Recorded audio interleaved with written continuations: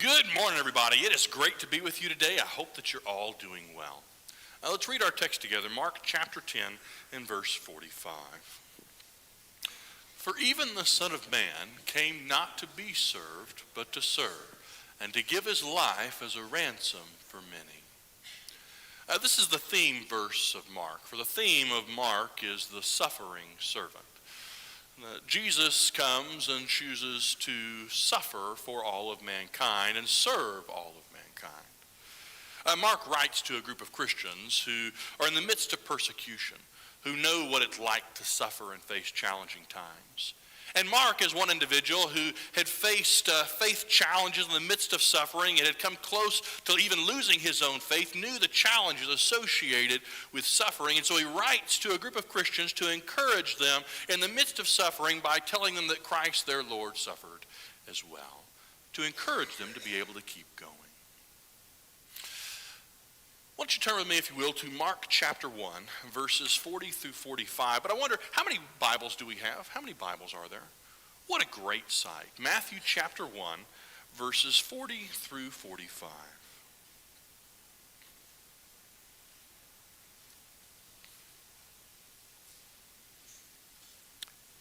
And a leper came to him, imploring him, and kneeling said to him, "If you will, you can make me clean."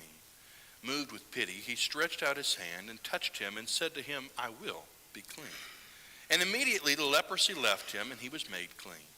And Jesus sternly charged him and sent him away at once and said to him, "See that you say nothing to anyone, but go show yourself to the priest and offer for your cleansing what Moses commanded for a proof to them." But he went out and began to talk freely about it and to spread the news, so that Jesus could no longer openly enter a town, but was out in desolate places, and people were coming to him from every quarter. I want us to notice again verse 1. And a leper came to him, imploring him, kneeling, said to him, "If you will, you can make me clean." Mark goes out of his way to make it clear that Jesus is deity. In fact, the passage that was read for us today, this morning, the Bible reading, I should say, that was read for us this morning, focused in on the power that Jesus has. That he has power over even the evil spirits. That he has power that only God himself could have. And so as we read throughout and see all the miracles that Jesus will do within Mark, we're reminded that Jesus has the power of God himself, is divinity. So we can almost alter the theme of Mark from suffering servant to divine suffering servant. For Mark is going to make it very clear that Jesus has the power of God. In the movie Bruce Almighty, if you're not familiar with the movie, it goes like this. One man is granted for a short time the power of God himself. And he treats it about like you would expect. He gets the girl who he's always wanted to fall in love with him. He goes and wreaks havoc on his enemies and gets revenge for all the things that were done to him. He manages to get all the stuff that he wants to get through the power that he has been granted for a short time. If you were given the power of God for a day, what would you do with it? Anything that you say comes true. Anything that you can think of, you can do. Anything you can't think of at the moment, you can do. What would you do with it? How would you use it if you had the power of God just for a day? I suspect, if we're honest, there's kind of two parts of us. One of us, the really good part, tells ourselves we would use it for good. That we would go and we would help people and we would make sure that we took care of all the things that ever needed to be taken care of. We would end world hunger. We would make peace with the world. We would do all the things, right? But then there's the other part of us. You could finally have everything you wanted. That person who really ticked you off, man, you could get back at them.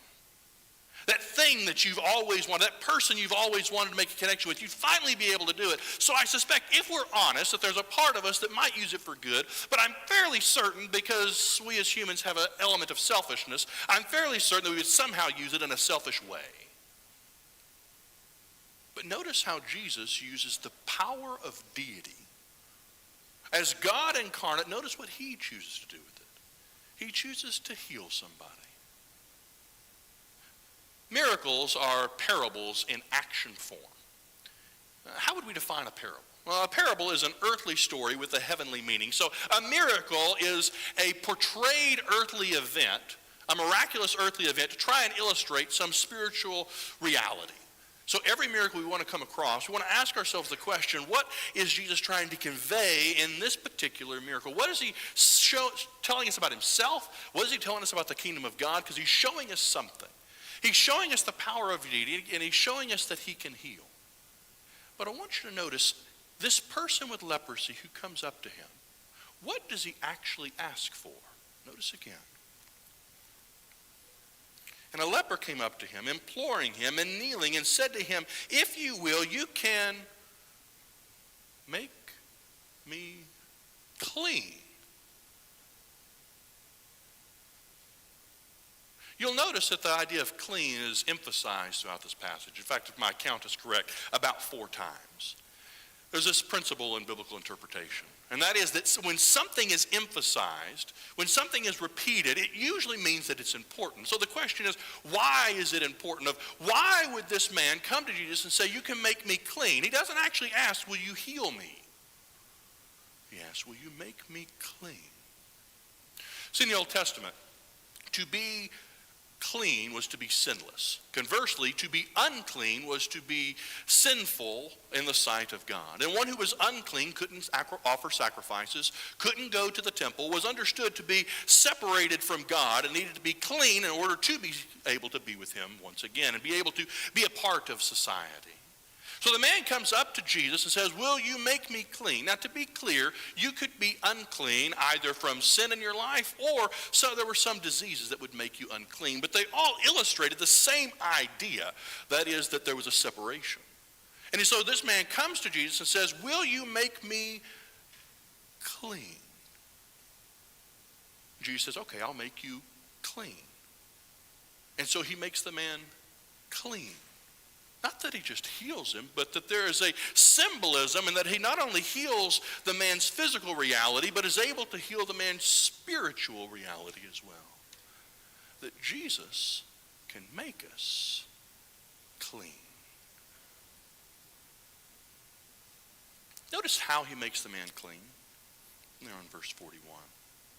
Moved with pity, he stretched out his hand and touched him and said to him, "I will be clean." Let's continue on verse 42. And immediately leprosy left him, and he was made clean.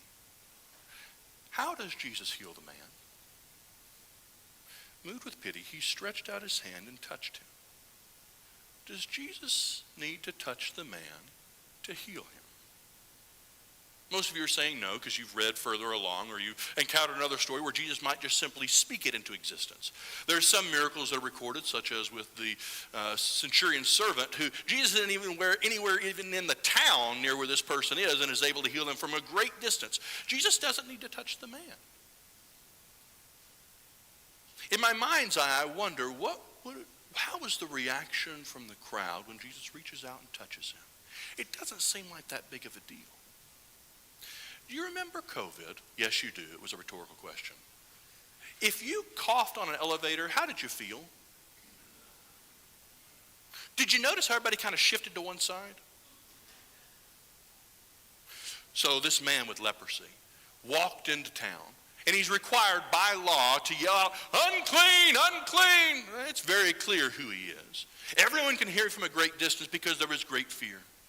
Should you come into contact with anything that was unclean, you became unclean. You would then take on the uncleanness of that which had been unclean. Whether it be a person, whether it be a thing, whether it be an ant, you can't touch anything that's unclean, or else you too become unclean. So this man comes into town, "Unclean, unclean," and like the Red Sea, everybody parts. You don't want to get close to him, and it's not, "Okay, I'll just move a little bit." No, I want to give plenty of distance, not 6 feet, 12 feet, please. Because I don't want to come into contact with him. For if I do, I too will become unclean. And so I wonder if there wasn't this audible when Jesus reaches out and touches the man. What is something you find gross? I've noticed for everybody it's a little bit different. For some people, it's more of a smell. It's not so much a sight, it's just the smell of something. That smell of rotten meat just... I've noticed for some people, it's not so much the smell as it is the sight, like the sight of blood. I'm amazed at how many people want to faint at the sight of blood. I've noticed, and it seems weird, but for some people, it's one word, moist. For some of you, you just cringed. I don't know why it does that. It just does. Moist. That's all you're going to remember from this sermon. That's okay. Moist. I don't know why it is, but people find it gross. But everybody has something that they find gross. That just kind of makes them cringe. And when you come across something that's gross, what do you want to do? You usually try and avoid it. Good job, thank you. Usually try and avoid it. You might try and destroy it, but somehow you want to get rid of it and not be anywhere around it. Have you ever done something that makes you feel gross? That kind of leaves you a little sick inside? Is there sin in your life that makes you feel so gross you want to hide it? Maybe even hide it from God. Because what would happen if he saw? I've come across some people who have arrived at the conclusion that I can't come to Jesus until I get my life together. And from a logical perspective, it kind of makes sense, right? We're talking about the supreme God of the universe who is perfectly holy. Why would we want him to see the stuff? So of course, let's get our life together so that then we can approach that which is holy. But it's to reverse the whole idea of the gospel. That he who is holy came to those who were unholy, fully knowing what was there. Is there something in your life that makes you feel gross? Because Jesus here reaches out and touches, unafraid of one who was gross, who nobody else wanted to touch, who nobody else wanted to be around, unthreatened by what was there. That Jesus isn't threatened by the things we've tried to keep in the closet. He's not overwhelmed by them. He already knows. And he loves us anyways. That not only does Jesus have the power to make clean, but he has such great power to make clean, he's unthreatened by anything we could bring to him. That leads us to another question, though. We see how he heals, but why? Why does he choose to heal that way? When he doesn't have to, when he could have chosen to heal in any way that he wants to, why does he choose to reach out his hand and touch the man? Notice again. Beginning in verse 41. Actually, let's back up in verse 40. And a leper came to him, imploring him, kneeling, said to him, "If you will, you can make me clean." Moved with pity, he stretched out his hand and touched him and said to him, "I will be clean." And immediately the leprosy left him and he was made clean. If you do the foolish thing of grabbing a hot pan when you just took it out of the oven, what do? You let it go, right? Really, really fast. If you happen to be putting your hand in water and it's hot, what do? You take it out. These are not hard questions, right? If you just so happen to be walking along and you step on a nail, what do? Now, for those of you who said your foot, you're lying. That's not what you do. You go, yeah, that's what you do, right? But either way, you try and get it out just as fast as you can. Your body reacts because there's pain involved. And because of that pain, those pain receptors, you say, man, I got to do something. I got to get rid of it. Leprosy attacks the nerves that are associated with pain receptors, which means you don't feel it. So when you put your hand in that hot water, you don't know that it's hot. And you boil your hand. When you take the hot pan out and you forgot to grab a oven mitt, you don't realize that it's hot. You can't feel it. And so you burn your hand. When you step on a nail, you don't know that. You don't know there's blood pouring out of your foot. And so you leave it there. When you're chopping wood and you happen to mix with the axe and it, whoop, you don't know that you did that because you can't feel it. This man had sores all over his body. Who knows when the last time he'd taken a shower was? I don't know. But it wasn't as if that wasn't bad enough to have the physical ailments. Leprosy was very contagious. And so usually those who were leprous were sent to a leper colony outside the city. Nobody wanted to touch them. We're not really told how long the man had been leprous. We're not really told if he had a family or not. We're not really told how long had it been since somebody gave him a hug. We're not really told how long it had been since his kids had been able to run up to him and he picked him up in his arms and spun around. We're not told how long it had been since he'd been able to do that. If he had a wife, who knows the last time she'd been able to give him a kiss? We're not told how long it had been that this man had gone without any human physical interaction, but we can guess it was a little while. Notice what the text says. Moved with pity.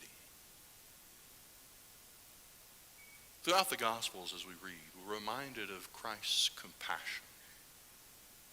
That Christ is moved to act by compassion that he has for mankind, for those who are hurting. And here in this text, he's moved with compassion so that not only does he heal the man and make him clean, but he does something to convey to this man the care and the compassion he had for him, and that he touches him when nobody else had touched him for a really, really long time. And he does it merely because of his love for this particular individual. We said that Mark writes to Christians who are in the midst of suffering.